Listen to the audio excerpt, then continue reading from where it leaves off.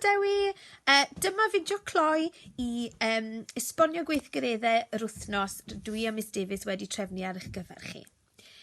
Gobeithio bod chi'n mwynhau y fideo. Nawr, i ni wedi dewis llythyren newydd fel llythyren yr wythnos yma. Ac heddiw, ni'n mynd i wario bach o gêm. Yn lle bod mis yn gweithio chi beth yw llythyren, mae da fi fan hyn bag sydd yn llawn o bethau sydd yn dechrau gyda llythyren yma. A dwi eisiau chi drial dyfalu pa llythyren yw llythyren wythnos. Nawr, 10. Mae da fi hwn yn y bag. Mae gen i hwn yn y bag. Mae hwn yn y bag. Beth arall sydd da fi yn y bag? Fi'n siŵr bod pawb, mae sawl un o chi wedi bod yn defnyddio rhain i creu lluniau hyfryd gytre. Un i Cain. Fi'n siŵr bod Cain yn gwybod beth yw hwn. Anifail arall. Yr anifail ola. Rabbit. A un peth ar ôl yn y bag. Fi'n credu bod hwn yn cyliw mowr.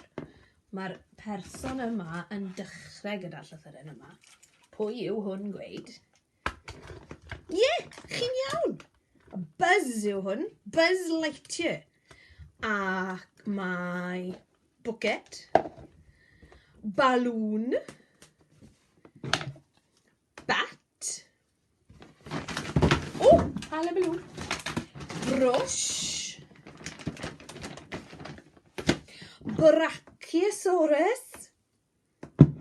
Blaidd. A broga. Llwyth o bethau sy'n dechrau gyda B. A hefyd, oedd y bag yn dechrau gyda B hefyd. Ewch ati, chwiliwch yn pethau sydd gyda chi adre sydd yn dechrau gyda B.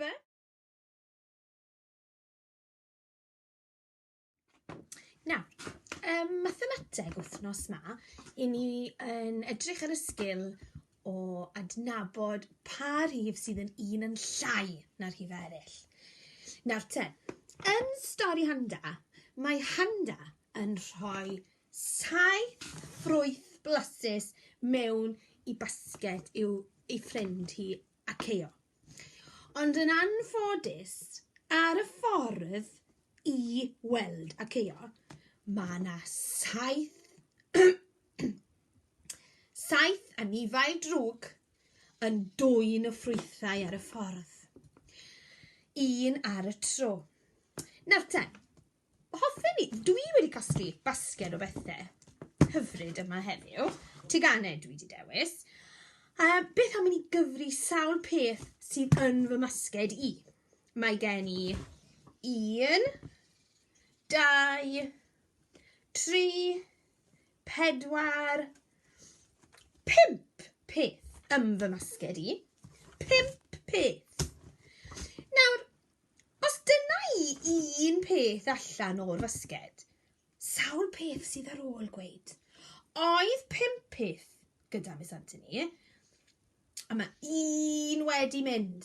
So sawl un sydd ar ôl. I chi'n iawn? 4. O gad i ni wneud yn siŵr bod chi'n iawn. Mae yna 1, 2, 3, 4 peth ar ôl. Da iawn chi. Nawr, gallwch chi wneud yr un peth ymys.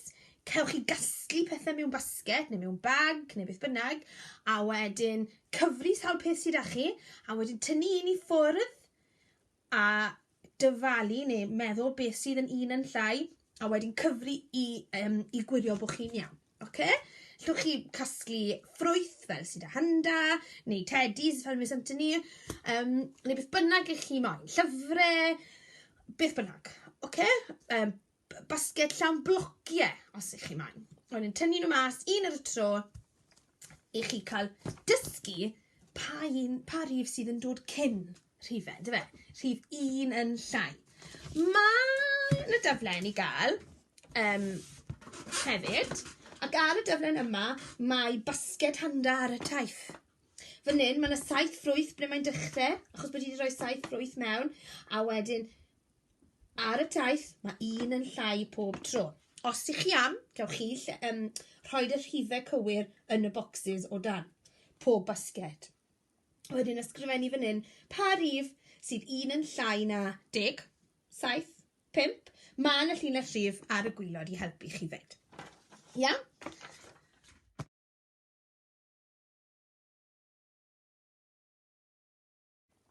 Yn iaith a llythrennedd yr wythnos yma, o'n i'n trafod gyda beth i basged handa mathemateg. Pwy sydd yn cofio 7 anifail drwg naeth 2 o ffrwyth o basged handa? Os rhywun yn cofio, ydych chi'n cofio pa anifail nath 2 pa ffrwyth?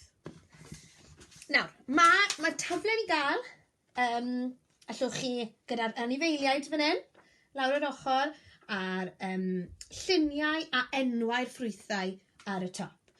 Nawr mae fyny i chi, gallwch chi tynnu llun o'r ffrwythau sydd yn cyfateb, neu ysgrifennu'r gair a tynnu llun, neu ysgrifennu brawddeg. Mae'n fyny i chi.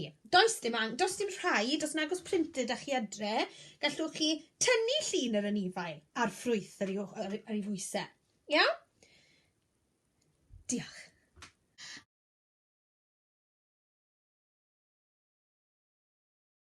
Yn diniaethau'r wythnos yma, gallwch ddysgu am taith y banana. Nawr, mae banana yn un o'r ffrwythau oedd yn basged handa, ac mae na link ar mat o weithgareddau sydd yn mynd â chi i weld stori am banana o enw Pablo. Ac mae'n dangos sut mae Pablo yn tyfu, yn ble mae Pablo yn tyfu, ac ei daith i'r archfarchnad, ble ni'n gweld ynddo fe, Morrisons neu Tesco neu Spar neu ble bynnag i ni'n mynd i siopa. Nawr, gallwch gwylio'r fideo a trafod gyda pwy bynnag sydd adre am daith y banana. Hefyd, mae yna luniau i gael, os ych chi am, gallwch chi torri'r lluniau a trefnu'r lluniau i esbonio'r daith. Okay?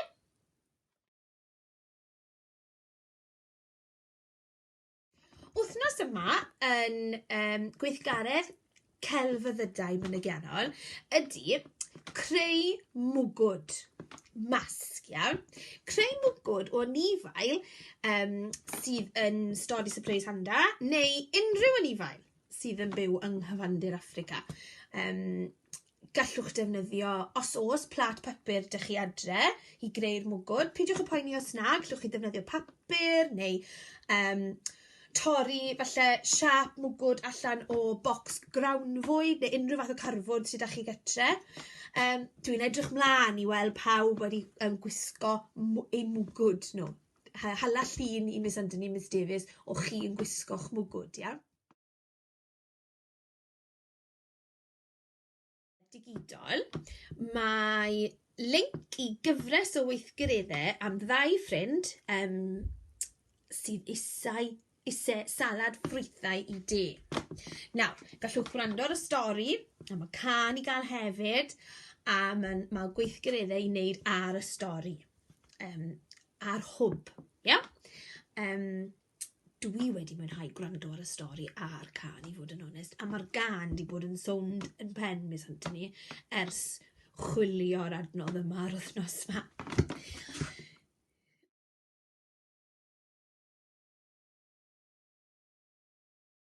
Tra bod y tywydd yn braf, a gobeithio bod yn parhau, yn iechyd y lles wythnos yma, dyn ni eisiau chi ymarfer neidio.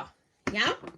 Nawr, gallwch neidio tu fewn neu tu allan, mae fyny i chi, a byddwn ni'n hoffi sy'ch chi'n gallu mesur fel mor bell i chi neidio.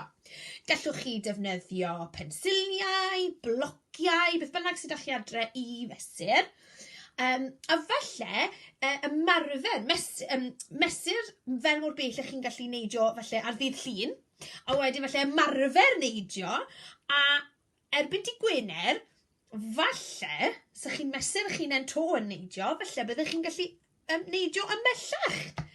Neu, beth am gofyn i'r teulu i neidio hefyd, i weld pwy yn y teulu sydd yn neidio bellach, sy'n gallu neidio mellach allan o'r teulu i gyd. Hefyd, os ych chi yn mynd i fesur pawb, newch yn siŵr bod chi'n defnyddio yr un peth i fesur, ynddo fe? So, os ych chi'n defnyddio blociau i mesur fel mor beth ych chi'n neidio, mae rhaid chi defnyddio blociau i fesur fel mor bell mae mam a dad yn neidio, neu brawd neu chwaer, neu pwy bynnag sy'n mynd i wneud e 'da chi.